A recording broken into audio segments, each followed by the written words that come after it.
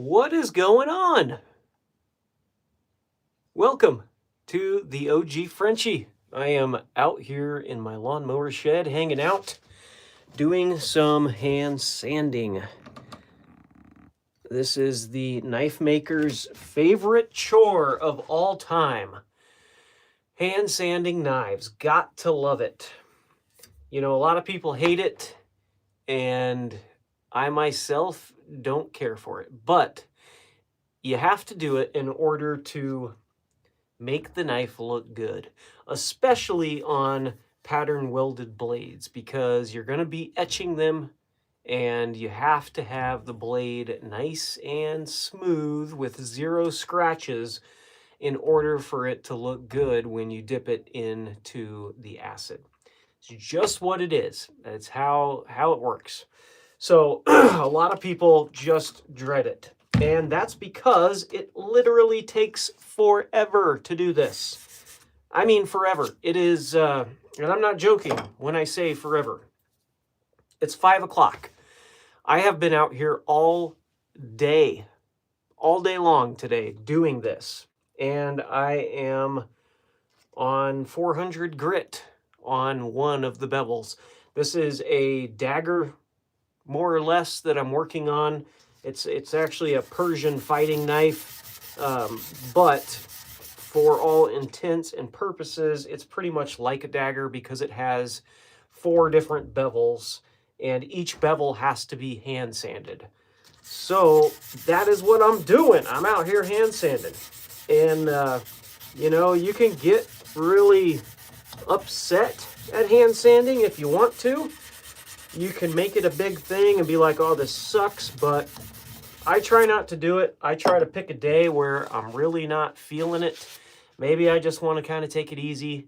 I'm not up running around. So on days like that, if I can, if the work allows me to, those are the best days to come out and do some hand sanding, because you get to just set up your little station like I have here and sit down, throw on some Netflix or some music, a podcast, whatever, and just get after it. So it's not so bad. It's pretty easy going. And this is the blade that I'm working on. This is the blade that I've been building the last month or so now. So it is a work in progress, and it's looking pretty shiny, but there's still plenty of scratches to get out. You can see I've done this side here, or I'm working on this side currently, and this side is still off of the belt grinder. So, you know, it's just really slow going. I've got this other side is getting close. We're, you know, looking pretty good. You can still see some of the scratches up here though. And, you know, it's just something you gotta take your time and do. There's really no fast way to hand sand a blade. You know, you can get pretty close to the final finish off of the belt grinders. You know, you got different belts over here that you can use. They make all kinds of different grit belts. So as you're getting close to your final bevels and, you know, the final, however you want it to look, you can start slowly working your way up through the higher grits. And then that way you don't have a ton of super deep scratches to hand sand out. Dang bro, great knife. Thank you, Jackson. Appreciate that, man. Yeah, I was just saying, I've been working on this darn thing for well over a month now. It's definitely going to be cool. I've got some more pieces to it here. I've got the guard that I made out of mild steel. So we've got that as the guard. And then we've got a really pretty piece of wood that's been dyed and stabilized for the handle. So it's kind of got a cool like drop profile to it, and it's pretty cool. It's got some nice curves to it. That would be the right word, the curves. Anyway, so that's what it is. I am currently right now doing the hand sanding because I'm going to be etching this blade here soon. dipping it into the ferric chloride to reveal the pattern of the pattern welded steel, or modern Damascus is what it's called. Let's see if we can get a decent shot of the nickel shim that's in here. I don't know if I'll be able to get it in the right light. You may be able to see it. It's kind of a wavy line up here. Anyway, that is pure nickel that I have forge welded into the blade. And so that line of pure nickel is kind of cut back in, and it's kind of waving around here. And then the center of all this stuff is going to be Damascus, and the outside is going to be a mono steel, so it should etch nice and dark. So anyway, once this thing is etched, it's going to look even better. What are you guys saying? Please, yo, can you give me a shout out? Absolutely. What is up, Lincoln Riley 13B? Thanks for chilling, dog. Appreciate it, homie. What are you doing today, man? You hanging out? You chilling? You working? What's up? We got Cursed Perception. Super cool knife, man. Do you make the guard yourself? Yes, I did make the guard myself. I made it out of a big old chunk of mild steel. And it was pretty much a large rectangle. Here's a end of the piece. This is just a, mild steel. It was probably yay long. Here's a bunch of pieces that I cut off of it, and then slowly worked it down to this shape here. Like I said, I've been doing this for maybe a month or so, probably 6 weeks. I've been at making this one knife. So I don't make them very fast. It does take me a while to do some of the processes, but it is cool because I'm pretty much making each thing from scratch, minus, of course, the wood, which was made probably hundreds of years ago. But, the mild steel, all the metal in the blade, I have forged, hand forged and whatnot. So anyway, it's cool to be able to create something out of raw materials. What else do we got? Entertaining, he says. Yes, very entertaining. Hello, Rawl. What is going on? Stephen King, you only have one clamp holding your belt sander to the plywood. Yes, I do. Great observation.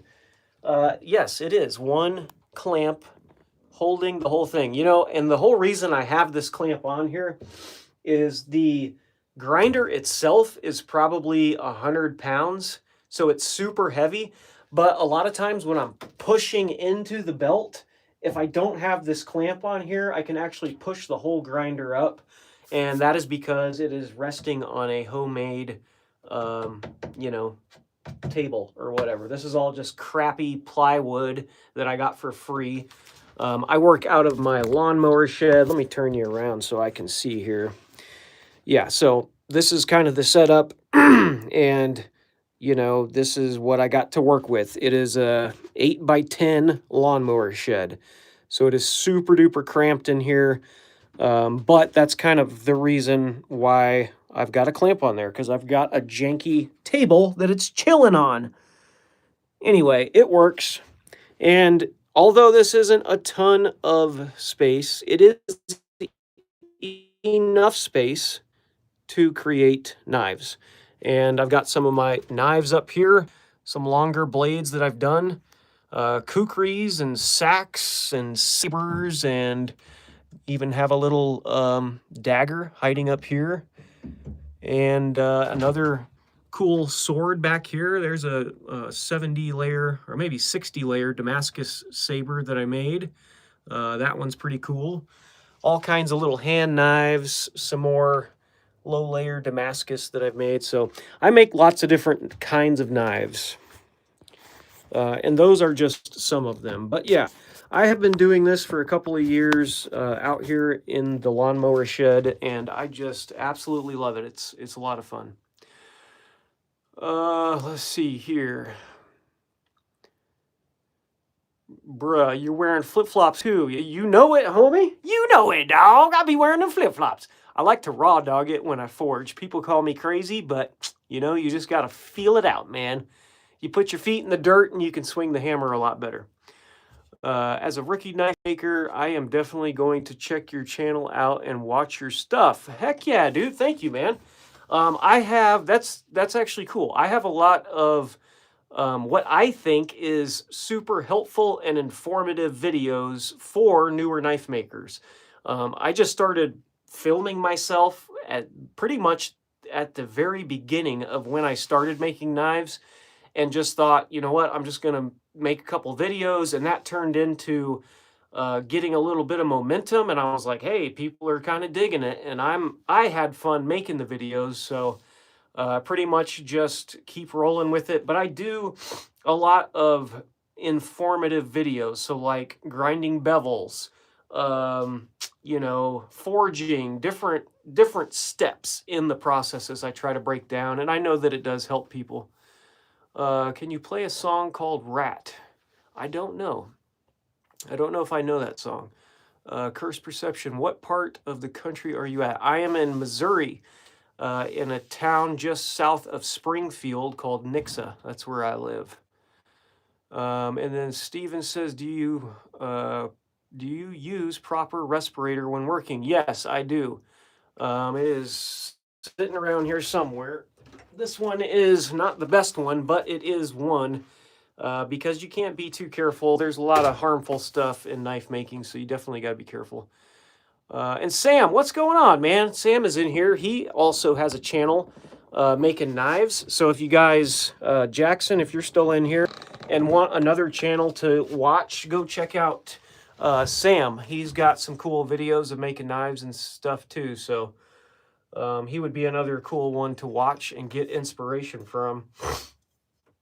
Anyway, we're just chilling in here, man. Thanks for all you guys saying hey.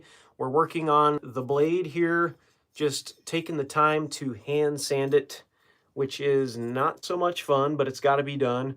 So it's getting there. There's still quite a bit of, you know, micro scratches in it, but we're just going to take our time hand sanding. And I thought I would just throw on this because I haven't done a live in a while, and figured, heck, why not? I'm sitting here doing it. Might as well.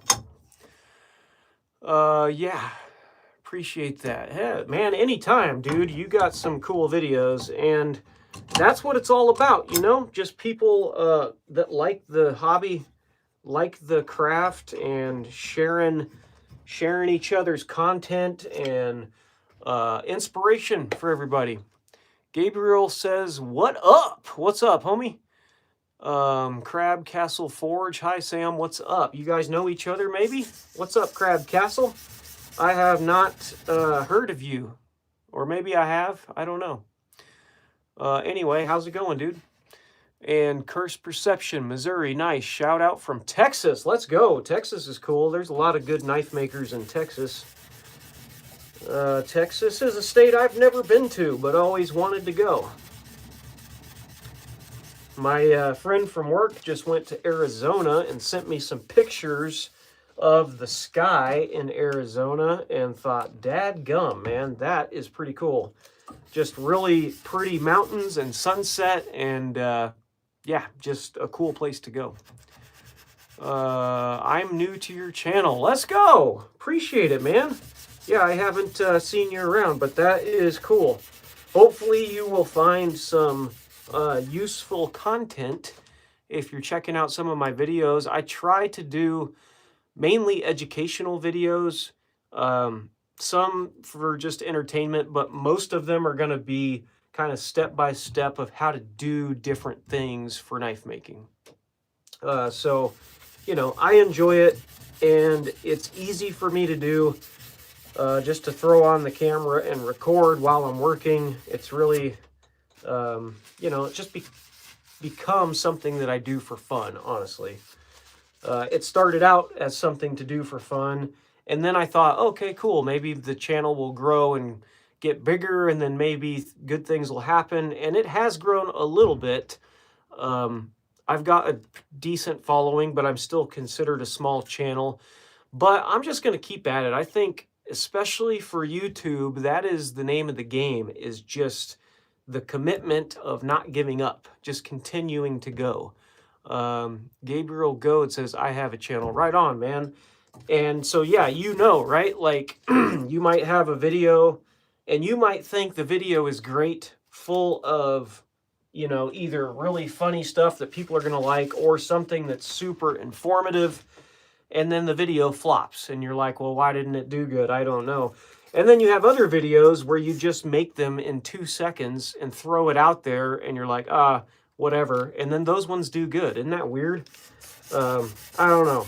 I guess there's a lot that goes into why a certain video does good, you know, and I just, that kind of stuff, it's I guess somewhat intriguing. I like to, you know, at least learn a little bit of, you know, what to do versus what not to do, but for the most part, I don't really care as much as I used to. About a year ago, I was really trying hard to make videos consistently and trying different, you know, forms of content, different styles. I was experimenting and nothing really seemed to do better than the other one. So I was just like, you know what, screw it. I'm just going to do me and we'll let it be what it is. And, you know, I think that that's honestly the best way to do it anyway. It really is. Anyway, I have a tendency to, whenever I do lives, is to just quit working and talk, and then I neglect the work. So I got to keep at the work here while I'm talking. I told myself I wouldn't do that this time, and it pretty much happens almost every time I go live. I just, you know, ramble on and then I don't do any work.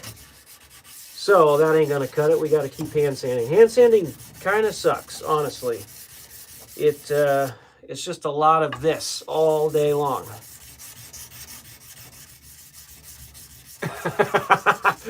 Back and forth, just like this. Yeah, tons of fun. Let me tell you. Let me tell you the best way to spend your entire Saturday. Just watch me and learn. Just kidding, of course. Anyway, yeah, so Gabriel says, I have a channel. What is your channel, Gabriel? What do you do, man? Are you making knives or are you doing something else? And Crab Castle Forge, I post all my videos raw. I like it, dude. I don't know if I can click on your name without screwing this up, but I'm going to write it down. That way, when we're done with the live, I will look you up and subscribe to you. Check out some of your stuff. Where'd you go? There you are. Crab Castle Forge. Crab Castle Forge. For sure, man. That's cool. I feel like doing the raw stuff, it's certainly easier. You don't necessarily have to spend a bunch of time editing. That's always the part that I think is fun.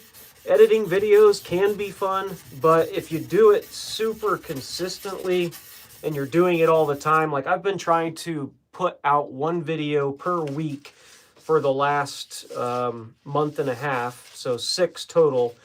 And this last one, I just found myself like, well, dang, I didn't do a whole lot, but I told everybody I was going to do a video once a week. So I just kind of threw it out there. I found myself just kind of trying to hurry up through the editing part of it, where normally I would take my time and have fun doing it. So I don't know. It kind of depends on what kind of time you have to put into it, I suppose. Yeah, I've been at this one side now for probably an hour, and it is starting to get close, I think. There's still a few little scratches in a couple spots. That was one of the challenges for this particular blade, is how am I supposed to hand sand this? And what do I mean by that? Well, I mean that the blade that I ground on this 10-inch contact wheel over here. And so when you do a hollow grind, you're basically taking material away in the shape or the diameter of this wheel. So when you go to hand sand, I normally take my flat stick and go to hand sand. But you can see, maybe it's not a great representation. It kind of is a little bit. But you can see if I was to do that, I would only be grinding the edge and the medial ridge here. So you have to be like, okay, well, you know, how do you do it? So I came up with this idea, which is basically taking another stick and cutting out the diameter of the wheel, or basically just held it up to the wheel like this and then traced the mark around it. And then that way it kind of follows the curve of the knife a little better.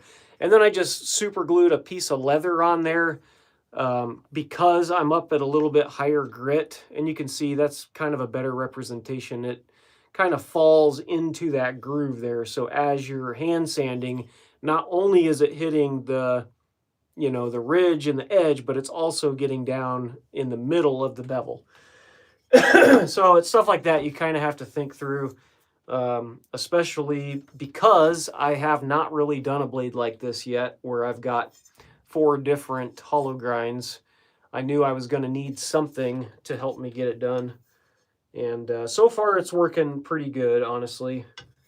The leather works really good because it kind of softens the hand sanding some. It kind of blends, helps to blend in the scratches. Having a hard backer like this is really good when you have flat material and you're trying to really get after some heavy, deep scratches. But once you're through the lower grits, like a 120 and a 220, and maybe you move to 400, that's when adding a piece of leather to either this or the flat one, it kind of helps blend everything out a little bit better. So I have found that to be pretty helpful. Sam says, I have followed Crab for a while. He makes some awesome blades. Nice. I will definitely go check that out. Let's see, Gabriel. My Nana died, so we made her video with the whole bunch of bloods in my family. Okay. Call Nana Toes was really sad for me, so we made her video. Right on, dude. Really sad. She died, made a video, and celebrated. That's cool, man. That's cool. That's a good good way to commemorate somebody, you know, to make a cool video. That's awesome, dude. Well, I'm sorry to hear about your Nana, dude. That stinks. But that's part of life, I guess, you know? That is, unfortunately, people don't sign up for that when they're born. They don't really have a choice, but it is part of life. Everyone is going to die. And you just have to be okay with it, I suppose, you know? It's just the circle of life. Yeah.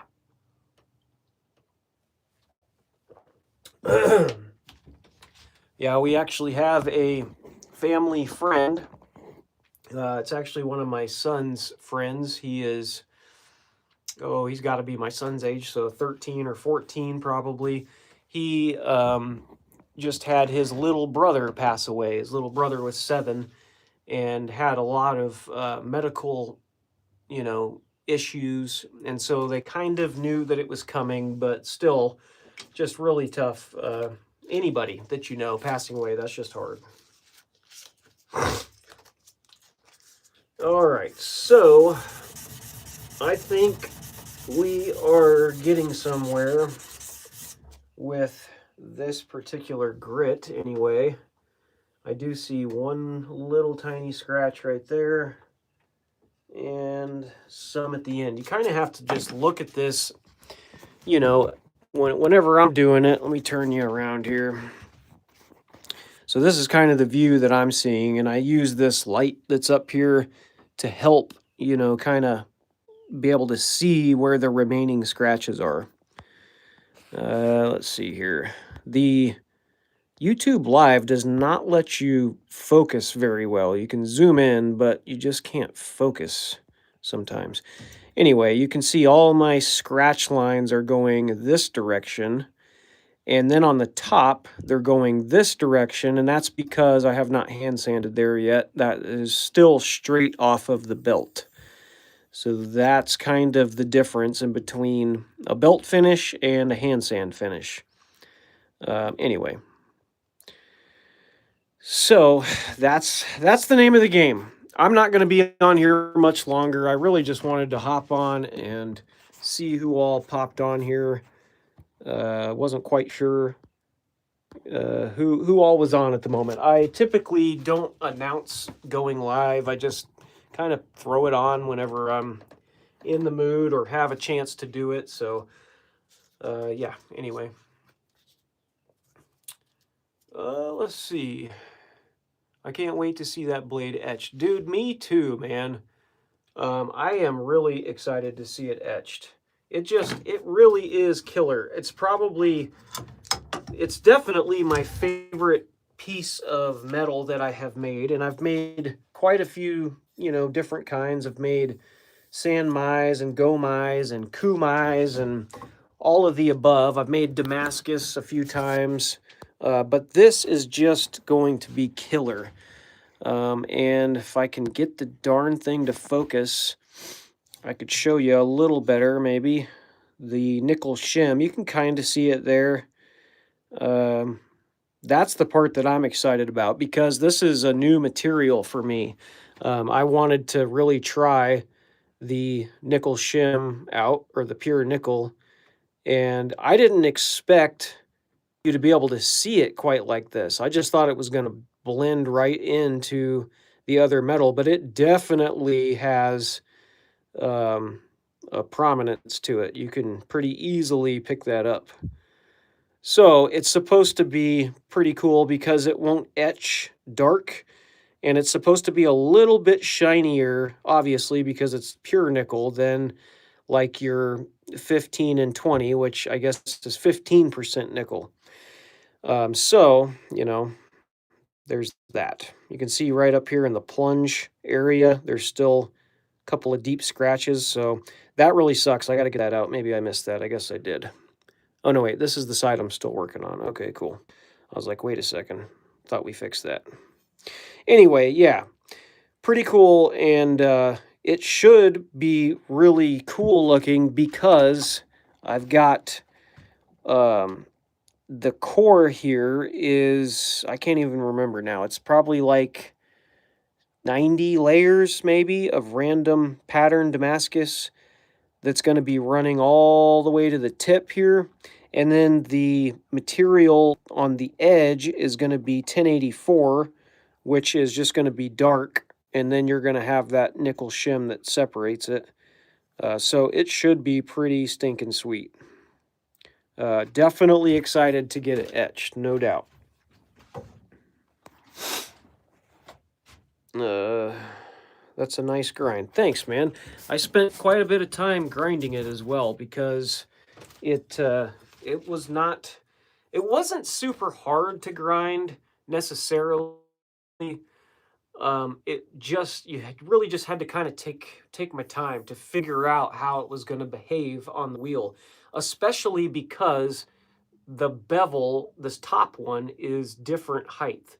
So it starts out, like this, and as it works down, it gets a little bit bigger, and then it fades out, pretty small towards the end.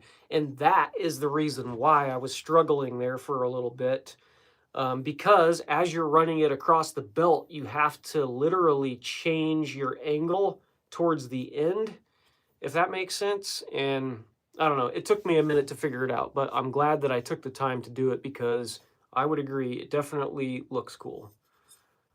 For somebody who's still, an average, weekend knife maker, I think it's pretty cool. Yeah, most definitely.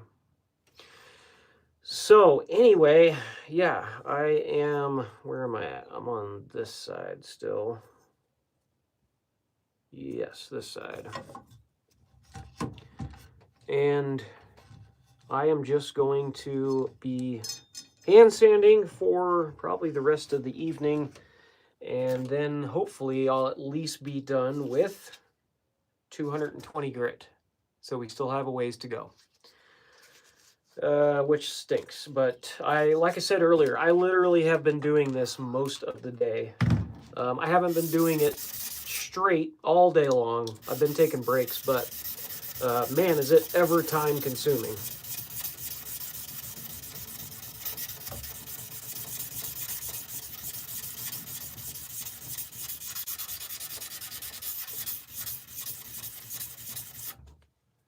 Yeah, this little stick is working out pretty good.